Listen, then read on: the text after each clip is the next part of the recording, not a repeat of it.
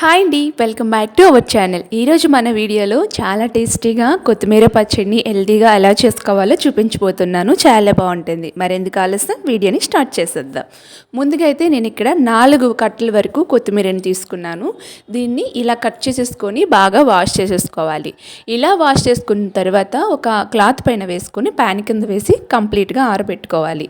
ఈలోపు ఇక్కడ చింతపండుని నానబెట్టుకుంటున్నాను. కొంచెం వేడి నీళ్ళు తీసుకోండి. ఈ వేడి నీళ్ళలోకి ఇంత సైజు అంటే ఒక 1/2 కిలో వరకు చింతపండు తీసుకోండి.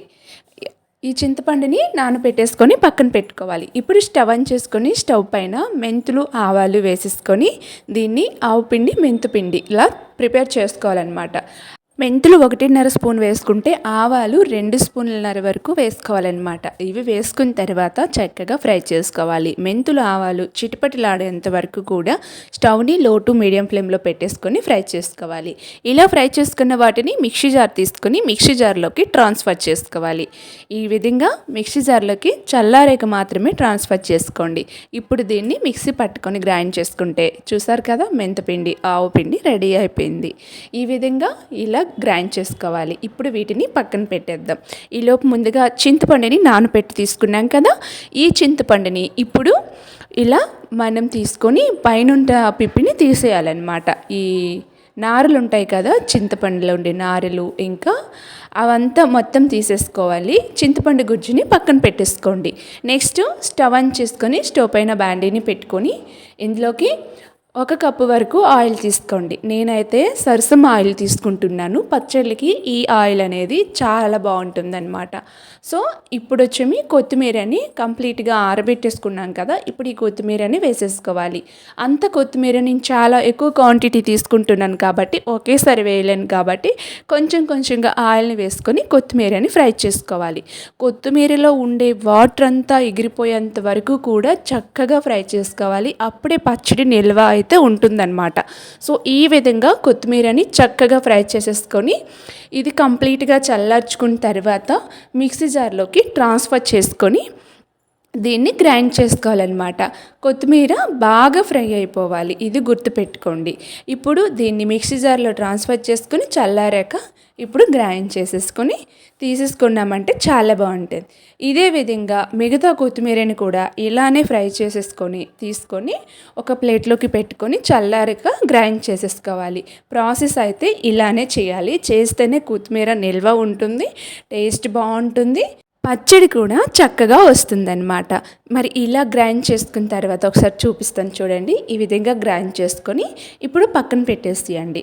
సో ఈ విధంగా గ్రైండ్ చేసుకున్న వాటిని అంటే కొంచెం బాగా మనం గ్రైండ్ చేసేసుకోకూడదు. కొంచెం లైట్గా గ్రైండ్ చేసుకున్నామంటే చిన్న ఆకులుగా ఉండి పచ్చడి అయితే బాగుంటుందన్నమాట. ఇప్పుడు వచ్చేసి స్టవ్ ఆన్ చేసుకొని స్టవ్ పైన అదే కడాయిని పెట్టేసుకొని ఒక 1/2 కప్పు వరకు ఆయిల్ వేసుకోండి. 1/2 కప్పు వరకు ఆయిల్ తీసుకున్న తర్వాత చింతపండు గుజ్జు తీసి పెట్టుకున్నాం కదా, ఈ చింతపండు గుజ్జుని ఇప్పుడు ఆయిల్ వేడైన తర్వాత వేసేయండి. వేసేసిన తర్వాత చింతపండు బాగా ఆయిల్లో ఫ్రై అయిపోవాలి. ఫ్రై అయిపోయి ఆయిల్ పైకి తేలేటట్టుగా ఉంటేనే మనకి పచ్చడి అనేది పాడవకుండా చక్కగా ఎక్కువ రోజుల పాటు ఉంటుంది.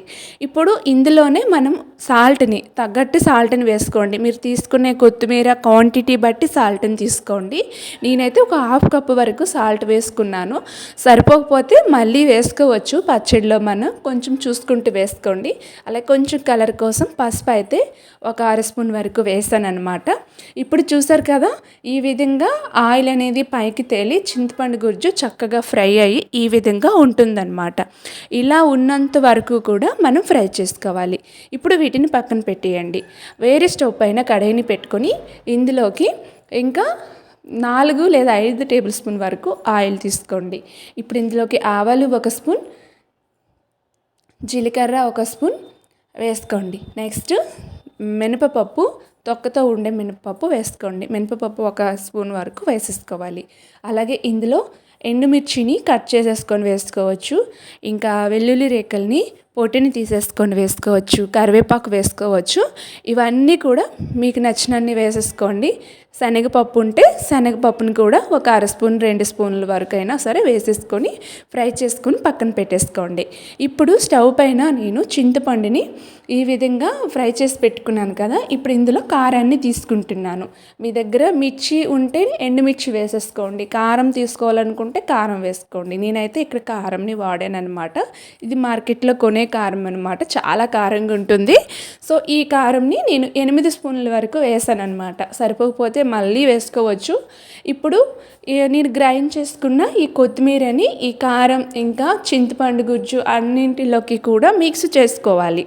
ఈ విధంగా చూసారు కదా, ఇలా చేసేసుకోండి. మిగతా కొత్తిమీరని కూడా గ్రైండ్ చేస్తాం, అది కూడా వేసేసుకొని టెక్స్చర్ అయితే ఎలా వచ్చిందనమాట. చాలా బాగుంది పచ్చడి అయితేనే. ఇది ఫ్రిడ్జ్లో స్టోర్ చేసుకున్నారంటే 6 నెలల వరకు పాడవకుండా ఉంటుంది. బయట పెట్టేసుకున్నారనుకోండి 2 నెలలకి అయితే పచ్చడి అనేది స్మెల్ వస్తుంది. ఇప్పుడు మెంతిపిండి ఆవపిండి ఉంది కదా, దీన్ని మనం గ్రైండ్ చేసుకున్నాం కదా, మెంతుల్ని ఆవాలని ఫ్రై చేసుకొని ఇప్పుడు ఈ పౌడర్ని కూడా పచ్చడిలోకి వేసేసుకొని చక్కగా మిక్స్ చేసేసుకోవాలి. అంతా మిక్స్ అయ్యే విధంగా పచ్చడి మంచి టేస్ట్ ఇంకా మంచి టెక్స్చరు రావాలంటే ఈ మెంతిపిండి ఆవపిండి వేస్తేనే పచ్చడి స్మెల్ కూడా బాగా వస్తుంది అనమాట. ఇప్పుడు ముందుగా పోపు పెట్టుకున్నాం కదా, ఈ పోపులోకి కొంచెం కరివేపాకు వేసుకోండి. ఎండుమిర్చి వేయాలంటే వేసేసుకోవచ్చు. చెప్పాను కదా, ఇంకా శనగపప్పు అన్నీ వేసేసుకోవచ్చు. నేనైతే ఏం వేయట్లేదు. సో ఇలానే నేనైతే వీటిని ఫ్రై చేస్తాను. వేడివేడిగా అన్నీ ఉండేటప్పుడు పచ్చడిలోకి వేసుకున్నాం అనుకోండి ఎక్కువ రోజులు నిల్వ ఉండదన్నమాట. కొంచెం అన్నీ కొద్దిగా చల్లారాక గోరువెచ్చగా ఉన్నాక పచ్చడిలోకి ట్రాన్స్ఫర్ చేసేసుకోండి. ఇప్పుడు ఈ పచ్చడి చక్కగా పోపుని పెట్టేసుకున్న తర్వాత ఒకసారి మిక్స్ చేసేసుకోవాలన్నమాట. చాలా అంటే చాలా బాగుంటుంది టేస్ట్. వేడివేడి అన్నంలోకి పచ్చడి వేసుకుని తిన్నాం అనుకోండి చాలా టేస్టీ అనిపిస్తుంది అనమాట. వీడియో మీకు నచ్చినట్లయితే లైక్ చేసి షేర్ చేసి సబ్స్క్రైబ్ చేసుకోండి. Thank you.